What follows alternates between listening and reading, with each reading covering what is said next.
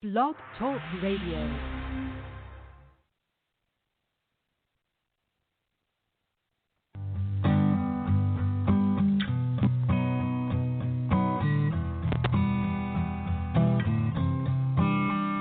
It was a creed written into the founding documents that declares the destiny of a nation. Yes, we can. It was whispered by slaves and abolitionists as they blazed the trail toward freedom.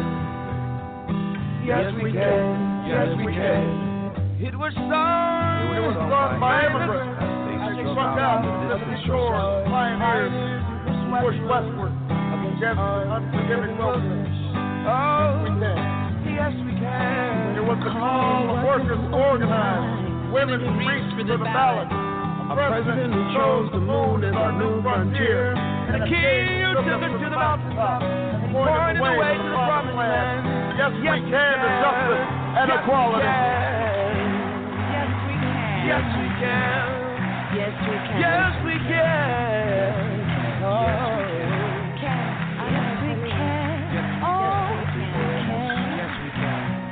Yes, we can.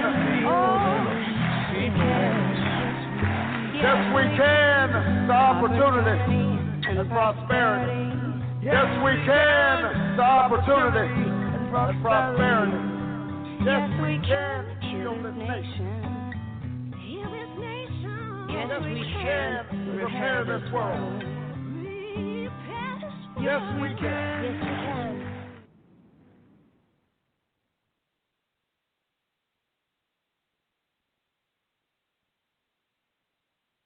From WBRN Radio in Boston and on the Boston Red Network, the Monday Morning Quarterback on the 31st of July, 2017, our last program for the month of July. As we roll into August and a congressional recess coming up. When we are finished with our part here, we'll hear from Bernie Sanders. He was on the State of the Union, that's a CNN program with Jake Tapper. Asking Bernie the normal questions, does he plan to run in 2020? As Bernie said, in many nations, the UK, various others, they finish their presidential or prime minister elections, as in France, in about 30 days, or a little less, sometimes a little more. And in the U.S., we're talking about years. It doesn't really need that long a cycle, so it's just pure speculation on the part of many as to where that will go. And also single payer.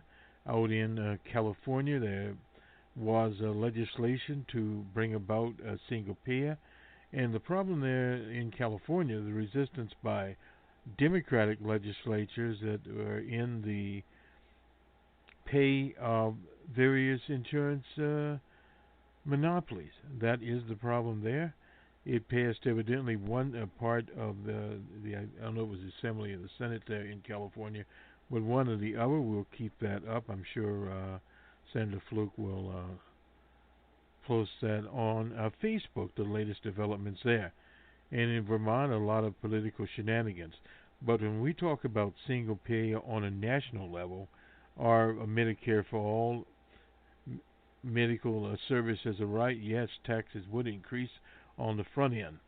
But at the same time, over time, within a few years, medical costs would go down, people would get the type of care that they need, and tweets would go to a national program. And Senator Sanders is introducing one of those. Some of the projections I've seen, roughly, and this would be like your FICA, a percentage increase there, probably anywhere from a 0.5 to about a 1% increase in FICA. Now you have the FICA deduction there for Social Security / Medicare, and you also have it for unemployment insurance, etc. And that is taken out of your tax liability. So that would be one solution, a way that we would get around of that. But at the same time, when you start talking about copays, etc., it would more than even out, if you use a non-technical term there, For instance, if your insurance liability for a family, say of 4, is $10,000 plus a year, and in many instances, depending on what types of plans you have, with the copays in there and various deductibles, etc. Some of these plans that the Republicans were pushing had $5,000 and $10,000 deductibles. What that means is that when you enter a medical center for a treatment, the first $5,000 or $10,000 is yours. You own it, and then you have deductibles every time you go to see a medical person, etc. So these are the kinds of things we want to eliminate out of the scenario, and also because of other competitive nations, we're talking about Canada, Japan, Australia, even semi-industrialized nations. They have different forms of health care, but of national health care, but they have national health care. So that makes them much more competitive. Whereas businesses in this country, someone has to pay, they pay a substantial amount of coverage for their workers, more than 50% usually of the coverage. Thus, that will put them in a different position when they are competing in a global economy, period. We'll talk also a little bit about the trading deadline, which is today is the last day for it. That there are some, I guess we'll talk about it now. There are some players that are mentioned, Mr. Dobish, Mr. Sonny Gray, and Lance Lynn. There are some rumors that could be going somewhere. We're not sure exactly where they are going. The Cubs are looking for some pitching, and the Dodgers need to put some pieces together. The Detroit team is literally having a fire sale there because they are out of it. So thus the Tigers are selling people off in pieces. So you're going to see a lot of that happening here. And there's also another deadline, but this is just one we're talking about. The Yankees are looking at Sonny Gray, Jamie Garcia from the Twins. They evidently, let's see, they picked up that starter from the Twins who were going nowhere. They are still in the wild card race for the first and second wild card. You're going to see a lot of first and second wild card types around, so we don't know where it is going. But Sonny Gray is scheduled to pitch in Oakland on Sunday, from what we have here. So we don't know. Justin Verlander, let's see, Tigers to move veteran start. Let's see who expect the Tigers to actually move veteran starter by the deadline. That's the Tigers. Verlander. There's a lot of trading going on here. Seeing exactly where these teams will be going. The Marlins are also fishing. There's a lot of teams fishing here. The Yankees are trying to make a run against the Red Sox. Vice versa, as they say, with those teams. The Cubs in search of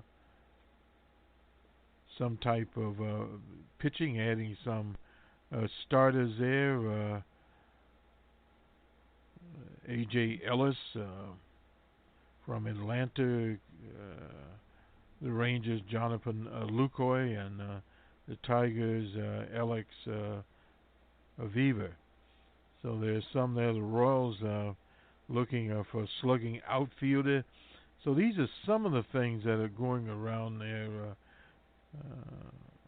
Cabrera of the White Sox. The White Sox are way behind. So these are some other people that are looking.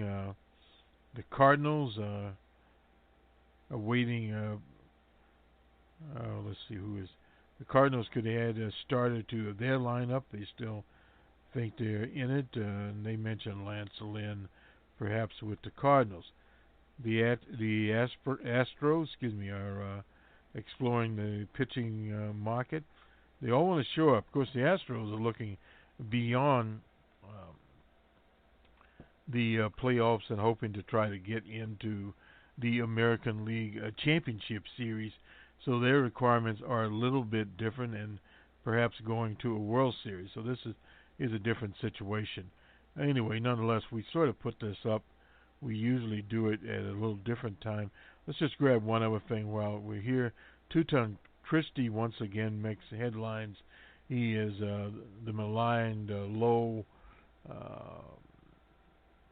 favorable rating governor in New Jersey. One-time presidential candidate, one-time front man for DJ Trump, and DJ Trump has not hired him to date. But nonetheless, he faced down a fan in Milwaukee. The Cubs were playing the Brewers there, and he called the man a big shot after the man evidently named, and the guy's name was Brian Joseph. We put it on one of our Twitter feeds there. He was going upstairs. I yelled his name. This is Brian Joseph talking. He was already quite a bit pissed off, about 30 yards away, and I told him he sucked. I called him a hypocrite because I thought it needs to be said.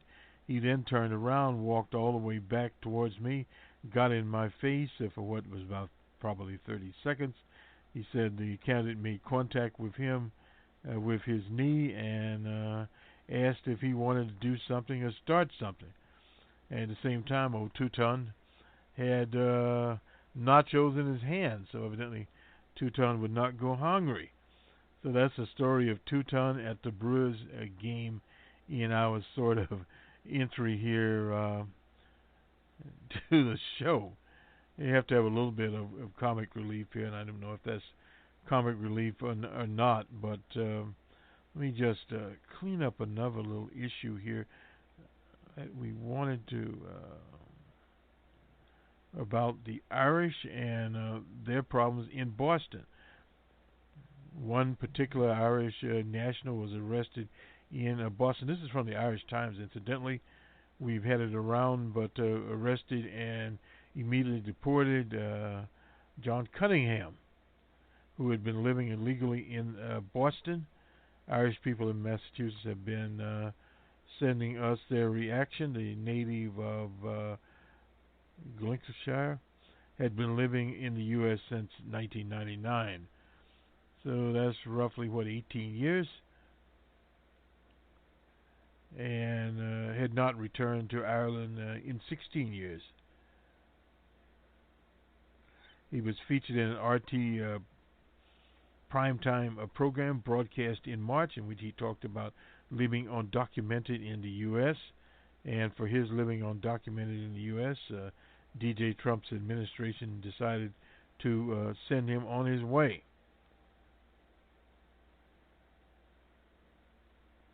And that's basically it. His story. We had a little, I think it was 30 seconds. This was also on BBC about Mr. Cunningham and his situation, putting a little different face on the immigration problem. We start talking about the Irish, talking also about the Canadians, and let me see if we can get this, and other people that you don't usually think about, because you think about the band from the nations that are banned. Let's see if we can get this up. It's about 29 seconds. Time moves. I know when you're young, it's all great, and but years go in fast, and then all of a sudden, you end up with commitments here, and that you may be married here, or you have a home and your job and work, and it becomes your home, and what that all of a sudden you turn around, and then so much time has gone by, and you start to realize what is going to be in store for yourself and for the future, John Cunningham on living in America for roughly about 18 years or so, and now he's back in the Irish Republic. So this is part of the immigration story that we normally don't hear about here, but in fact it is a very real situation. We found this from Peggy Nguyen, a columnist here, the conservative columnist, absolutely emasculates and humiliates Trump was the headline here, and I thought we would look up the actual column decoration. Trump is Woody Allen without humor.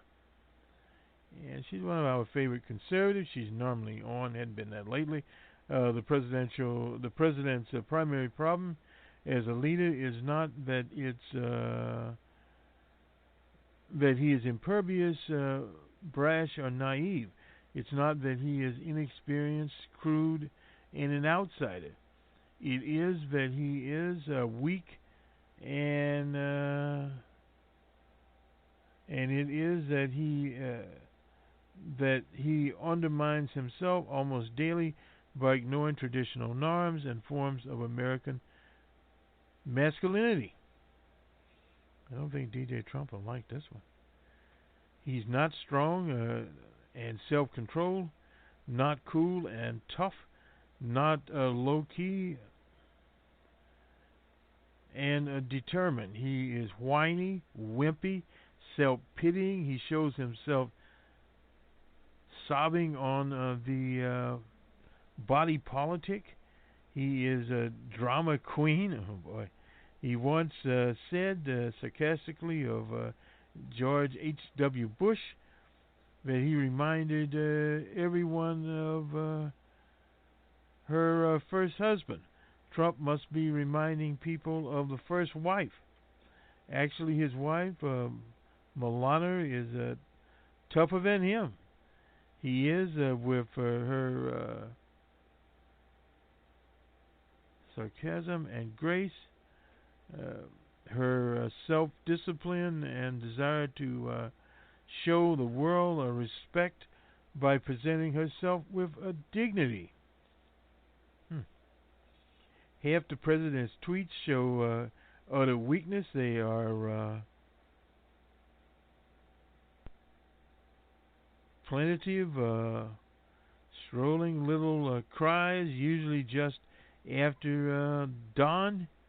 It's very sad that the Republicans, even some that were carried over the line on my back, do not do very little to protect their president.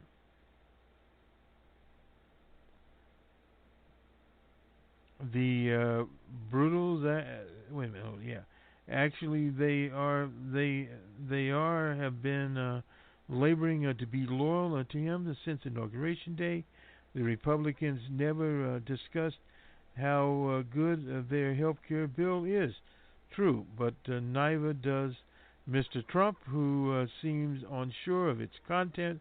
And in just the past 2 weeks, the press, he complained every story opinion, even if it should be positive, is bad. Journalists produce highly slanted and even fraudulent reporting. They're destroying democracy. They fabricate the facts. It is all whimpering accusations and finger pointing. Nobody's nice to me. Why don't they appreciate me? Oh boy. He told the Journal's Michael Blinder he is disappointed in Mr. Sessions and doesn't feel any particular loyalty towards him. He was a senator. He looked at 4,000 people and he probably said, what do I have to lose? And he endorsed me, so it's not like a great loyalty thing about the endorsement. Actually, Mr. Sessions, he's talking about Beauregard Sessions here, supported him early and put his personal credibility online. In Politico, John Pitney of Claremont McKenna College writes, loyalty is about strength. It is about sticking with a person, a cause, an idea, or a country, even when it is costly, difficult, unpopular. A strong man does that. A weak one unleashes his remnants and sarcastic and pleasures from their own leasing.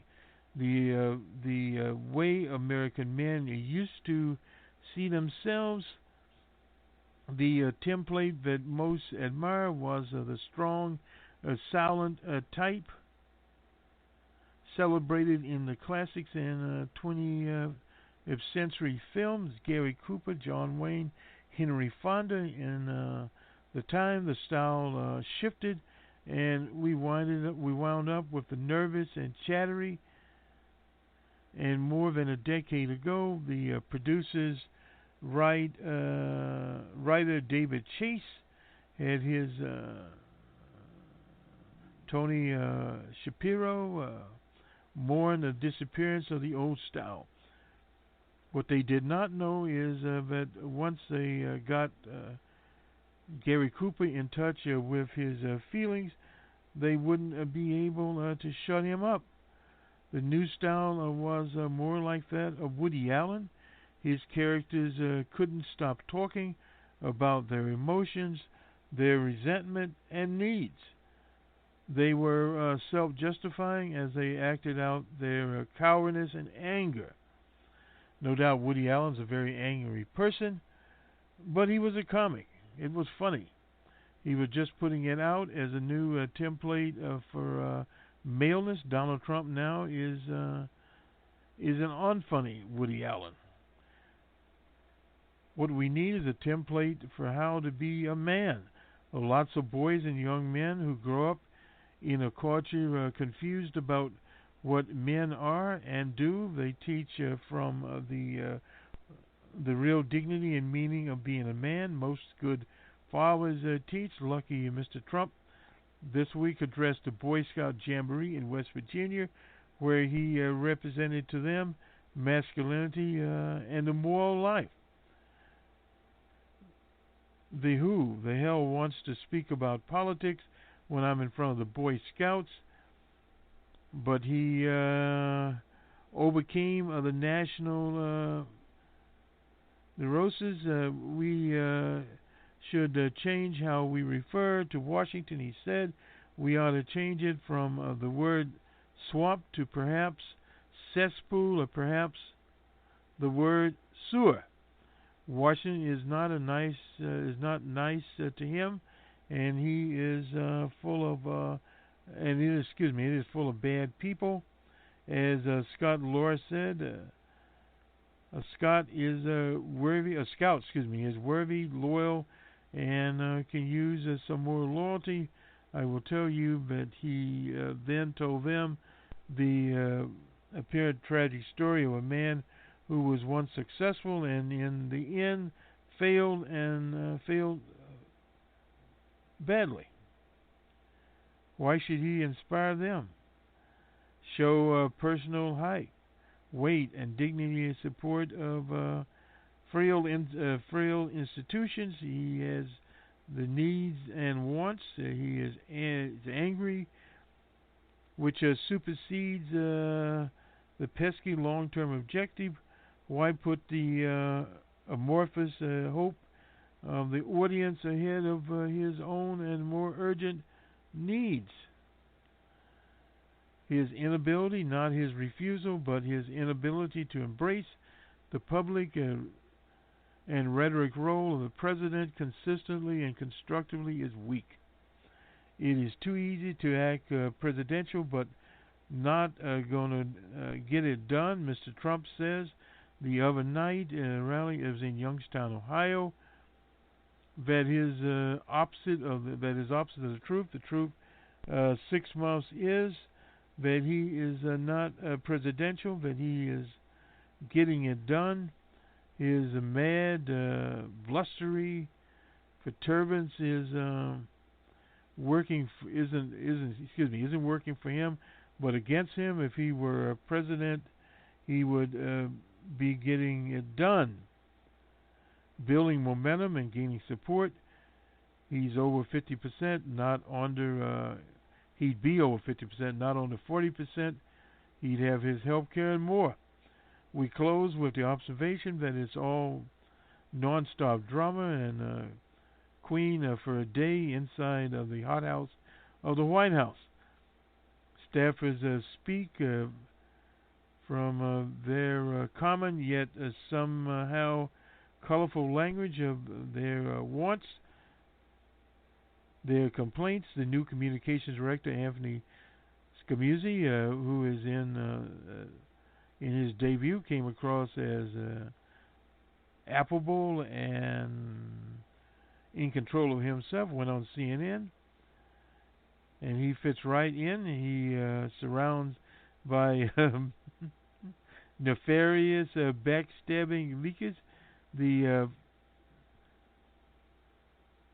fish strikes from the head down is only one of my close friends. He is constantly with the president at dinner, on the plane, and in the sauna, slapping towels.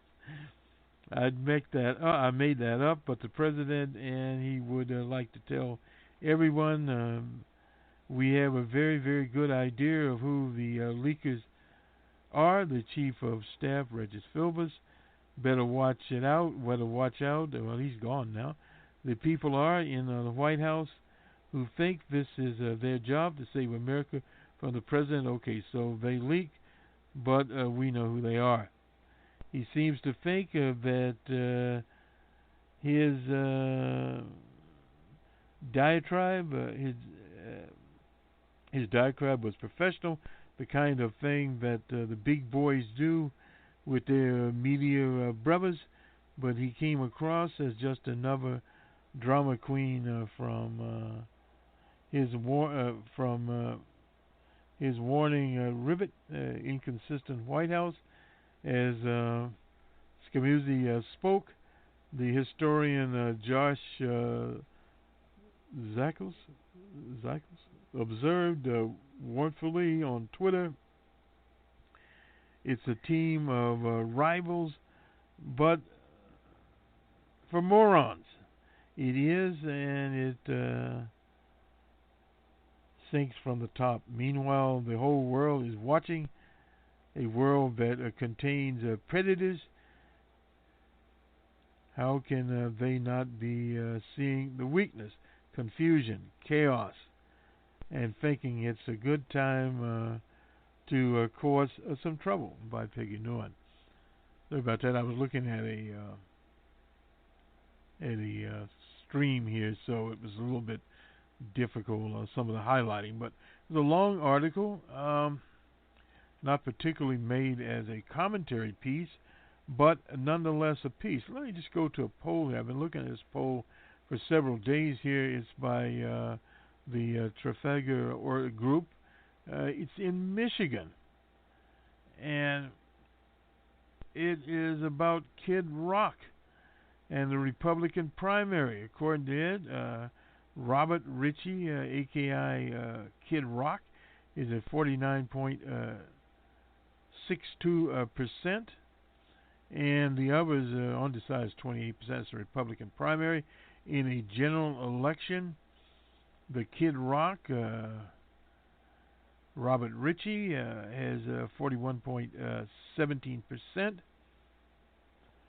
And Debbie Stabenow, who is the senator, at 43.7%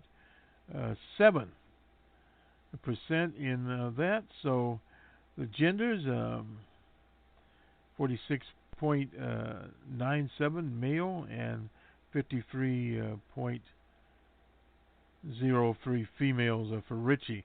And the age groups here, not sure of my color thing here, but the age ranges. Okay, well, we'll get into that. Ethnicities, Europeans, 69.97. African Americans, 14.64. And Latinos, 5.46. So this is this particular poll, but it actually showed him leading in the poll. If you look at strong leans, etc. And this is an idiot. So in other words, you kind of see what is going on here. and I think we'll get back to it. We'll try to get back to it. This was Kid Rock at 49. This is out on Friday, I guess. Yeah, okay. And Debbie Stabenow at 46. Now, I was thinking, well, I guess, okay. Anyway, it's 2 points for this Kid Rock. He didn't even announce yet. But you can see what, and of course, Trafalgar Group is a Republican-leaning pollster. In the Gallup poll, 38% of the people approve of DJ Trump. 57% disapprove of DJ Trump. So DJ Trump is in the high 30s, and that's where he's been lingering for quite a long time there. I've been waiting to see if old DJ falls any further down than he is. So far, he's just holding on. He's at 39. So he's been at 37, 36. Now, this is 1,500 people interviewed, a plus of 3 margin of error there. So this takes care of that. Let's just do the baseball scores. While we're lucky, we've already done the preliminaries with Two-Ton Christie and various other people out there. So let's get the scores from last night. The Dodgers had a good night in L.A. They beat the Giants. So anyway, nonetheless, the Rays were in New York. The Rays 5-3 over the Yankees. The Angels were in Toronto. Toronto 11-10. A hellacious game going there. The Astros were shellacked as unusual in the Motor City. Tigers at 13-1. The Tigers had the Astros, had 7 hits, 1 error, and the Tigers 15 hits. The Reds and Marlins in Florida. Reds 6-4. The Royals were in Fenway Park. Royals 5-3 over the Red Sox. The Atlanta team was in Philadelphia Phillies 2-1. The Rockies were at the Nationals.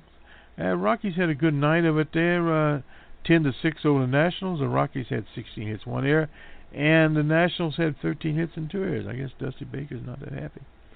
The Cubbies were in Milwaukee. That was the game we talked about, where Two-Ton was there with his nachos yelling at people, and his son is evidently associated with the Brewers. Nonetheless, the Brewers lost that to the Cubbies 4-2. Mr. Lackey was the winner there. Cleveland was on the south side of Chicago. White Sox pulled that one out 3-1. The D-backs and the Cardinals in St. Louis. Cards pulled that out 3-2. Rosenthal, who's got his job back as a closer for the Cards, I suppose, got the save. Mr. Lyon got the win. And the Orioles and Rangers in Texas. Orioles 10-6 in that contest. Orioles had 13 hits, 1 error. And the Rangers 7 hits and 1 error there. And in 12 out in California, the Twins were beaten by the Oakland Athletics 6-5. Oakland had 14 hits and no errors, and the Twins 8 hits, no errors. Twins have been doing some trading lately. The Mets and Mariners in Seattle. Mariners 9-1. Mr. Paxton was a winner. We listened to that game. The Pirates and Padres in San Diego. Pirates 7-1. Pirates had 11 hits, no errors, and 6 hits for the Padres. The Rockies and Nationals, I guess, is the second game there. Nationals won that one 3-1. Inning 11 out in Los Angeles, a wild game there. The Dodgers pulled that one out 3-2. Dodgers had 11 hits, no errors, and the Giants 10 hits. And let's see who ended up. Pedro Baez ended up with the win in that contest. We also had the inductions in Cooperstown today. Should have. Let me just go to this. Oops.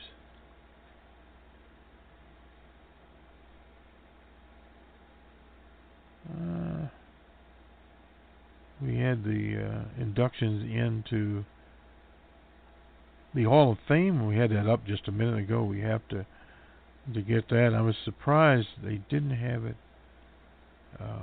front and center, but again, if it leads, it bleeds. And in baseball, two-ton Christie and these other side issues popped up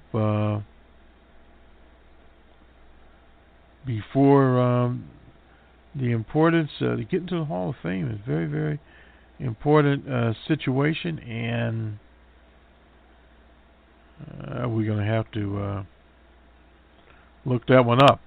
But nonetheless, let's sort of end this up. Out of the Russian Federation, Putin has ordered that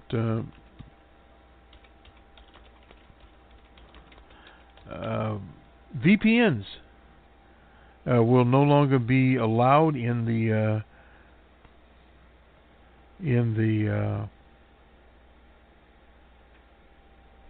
Russian Federation. And let me just get Mr. Jeff Bagwell, Mr. Tim Raines are going into the they are the class here, and Mr. Rodriguez, Ivan Rodriguez, will go in there.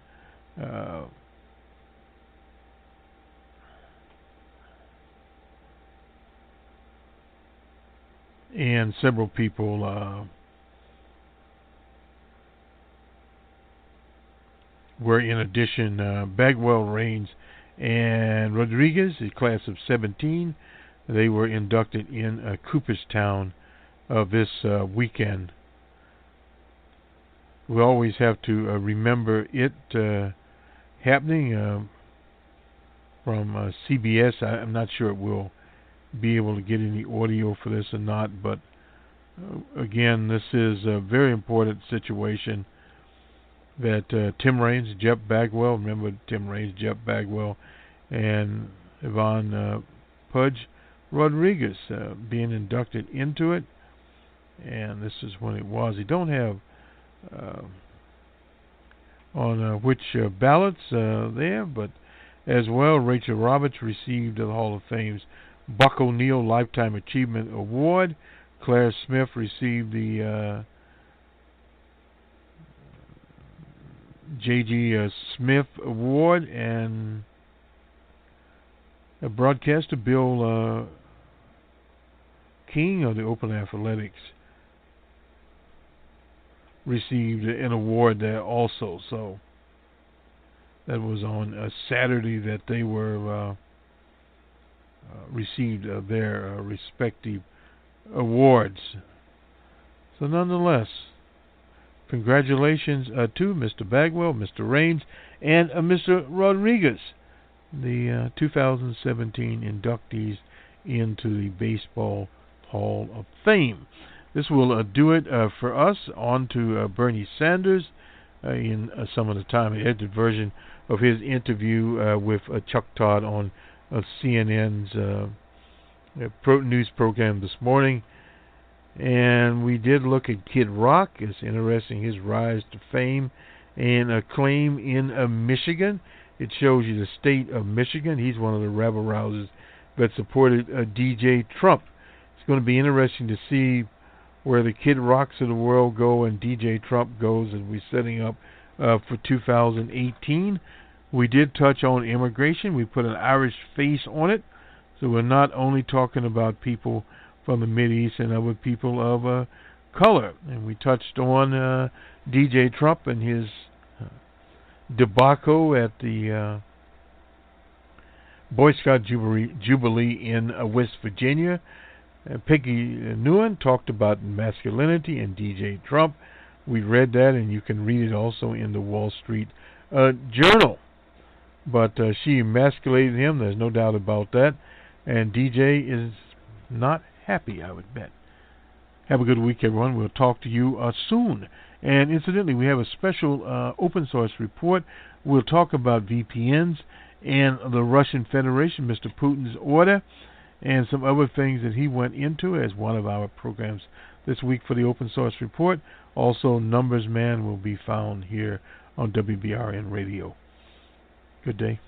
Joining me now is Independent Senator Bernie Sanders of the great state of Vermont. Senator Sanders, always good to see you. Thanks for joining us. Let's just plunge right into health care. President Trump threatening on Twitter both lawmakers and insurance companies on Saturday, saying he's prepared to cut off the, quote, bailouts that you and the insurance companies receive. What do you make of these threats? You know, I really think it's incomprehensible that we have a president of the United States who wants to sabotage health care in America, make life more difficult for millions of people who are struggling now to get the health insurance they need and to pay for that health insurance. Maybe the president should put down his, stop his tweeting for a while, and understand that America today is the only major country on earth not to guarantee health care to all people, and the solution is not to throw tens of millions of people off of health insurance that they currently have. What do you make of the threats directly at members of Congress about your health insurance? Mick Mulvaney was on the show earlier trying to explain what the threat exactly meant. Well, I would turn that around a little bit and say to the President of the United States that, yes, every single American in every state in this country should be able to get the health care that members of Congress have. And that is why, if we are able to return to regular order, if we are able to have a serious debate on the health care crisis, I think there should be a public option available in every state in this country. If people don't like the private insurance that they're getting, if it's too expensive, they should have a Medicare-type public option available in every state in this country. And that's one of the ways forward. When you were on the program on July 2nd, you told me you were going to introduce a single-payer health care plan literally as soon as we're through with the Republican health care debate. It seems like we're through, and the Obamacare repeal effort has collapsed. Are you going to introduce single-payer? Absolutely. Of course we are. We're just, we're tweaking the final points of the bill, and we're figuring out how we can mount a national campaign to bring people together. Here's where we are, Jake, and it's important for Americans to understand this. We are the only major country on earth, the only one, not to guarantee health care to all people. The result is 28 million people who are uninsured, millions of people who are paying deductibles and co-payments that are far too high. And if the Republicans had gotten their way, there would have been another 30 or 32 million people thrown off of health insurance. That is crazy. What we should do is move in the direction of every other major country, guarantee health care to all people as a right, not a privilege. Second thing you got to do is ask ourselves a very simple question, which my Republican friends and the president does not. Why is it that in America, per capita, we are spending far, far more on health care than do the people of any other country? Why are we paying by far the highest prices in the world for prescription drugs compared to people all over the world? Those are the issues we've got to tackle. And I think the answer is pretty obvious. What we have now is a health care system not designed to guarantee health care to all of our people in a cost-effective way. What we have is a dysfunctional, complicated health care system designed to make as much profit as possible for insurance companies and drug companies. And you have incredible bureau. Go ahead. I want to get into single payer. Just a quick note: the 32 million figure that the senator is referring to is from a Congressional Budget Office study of what happens if there was full repeal of Obamacare with no replacement. Some of those, of course, are people voluntarily getting off health care because there's no more punishment. But let's talk about single payer, because it was attempted in your home state of Vermont, and it didn't work because they couldn't get the funding because it would be too expensive, the Democratic governor said. And then recently it failed in California as well. Democrats, again, not able to come up with a way to pay for it. These are cobalt blue states, Vermont and California, where people wanted single payer, and there were problems because it would cost too much. How do you make it national if you can't even get it in Vermont or California? No. Let's be careful about this. All right. A single-payer health care system, in my view, and according to studies that I have seen, would save the average family significant sums of money. And what Republicans sometimes do is confuse the issue, and they say, well, you're going to pay more in taxes. What they forget to tell you is that if you are a family of four, now paying $15,000 or $20,000 a year in private health insurance, you're not going to be paying that at all. Once again, If you look at Canada's single-payer healthcare system, per capita, their costs are far, far less than the United States. If you look at the UK, if you look at countries around